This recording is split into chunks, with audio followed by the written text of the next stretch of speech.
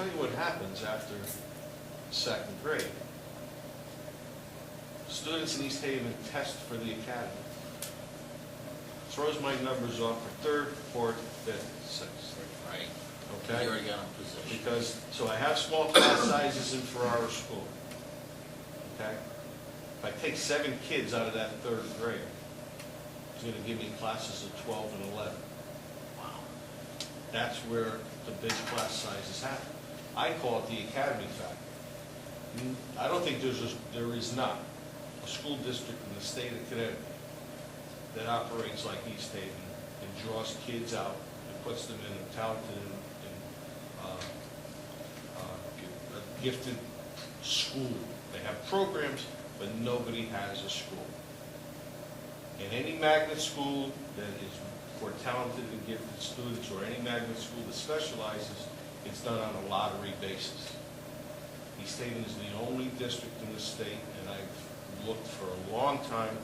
It's a high-performing school, but we're taking our highest-performing students out of our neighborhood schools, and we're putting them in one building.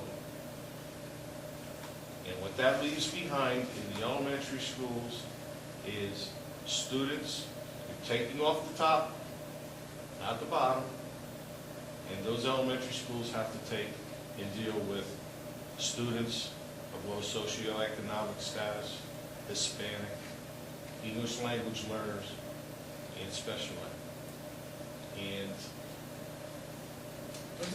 the elementary schools are treading to keep their head above water. It's very difficult when you're skimming off the top line. Doesn't it also make it difficult to tell whether or not the methodology of teaching in that facility is working or not? Well, we know it's working with right. the kids because they're being tested and getting the top of the top. And I think it would bring a lot more credibility to the methodology of teaching in that school if they had a mixed population. Okay? Because then I'm going to have what we are doing in the district. I'm going to have performance data that says we have mixed ability students in this magnet school, and they are the highest performing school in the district. I want every school in the district to follow X, Y, and Z because we have research that it works. We have a 10-year history of a school that we haven't really been able to extract much from, because the factor is in the belief of the professionals, the principals, the teachers in the other neighborhood schools is that, yeah, they're a high-performing school, but give me all the best kids in one class, I'll show you what I can do. Well, So when you get a school like Ferrara, who has mixed, because they do draw the best out that want to go to the academy, you still have some students in those classes, some teachers in those classes, that are achieving 100% proficiency, even after skimming off the top.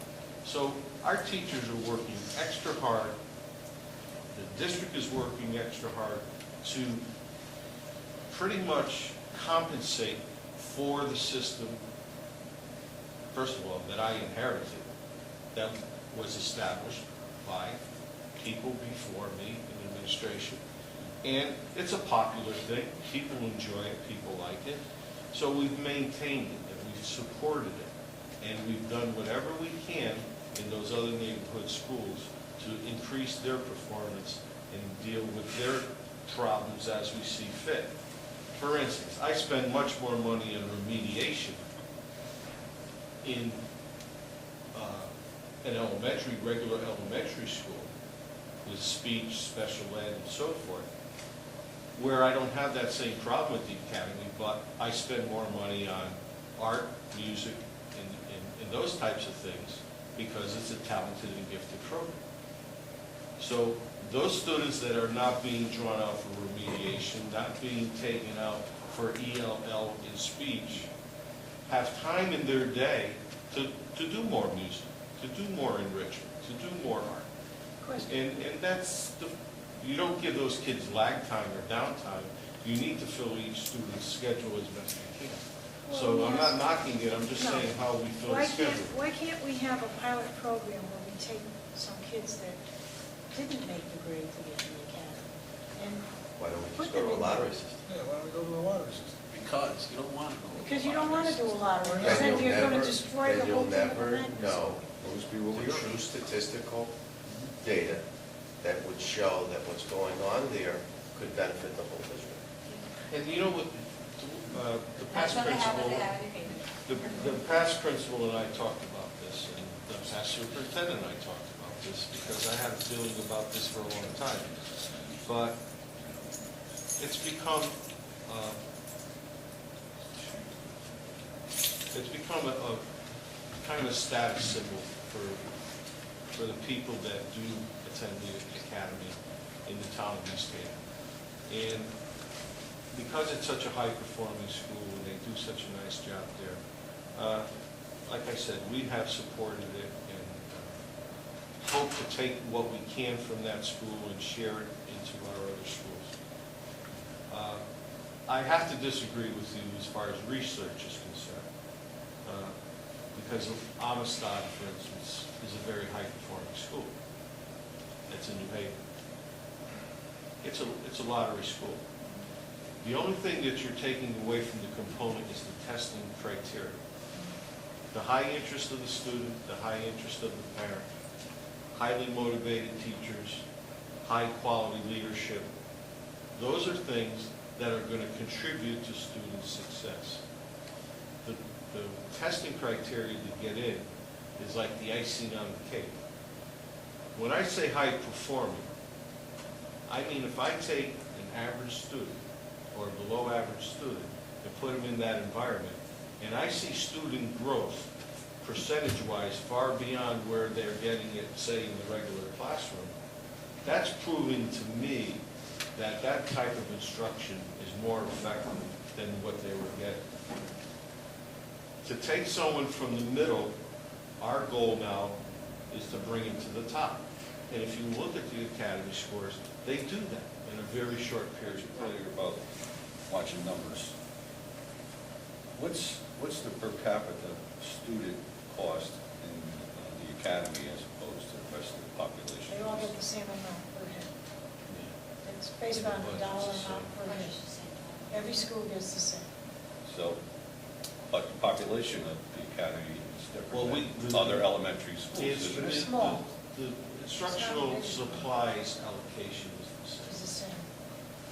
I've never done a school-by-school breakdown, the staff. The point I'm getting at is, Nurses. are we spending more per capita on a student in the academy that we're not in Carbone or No. Malvern or No. any other school?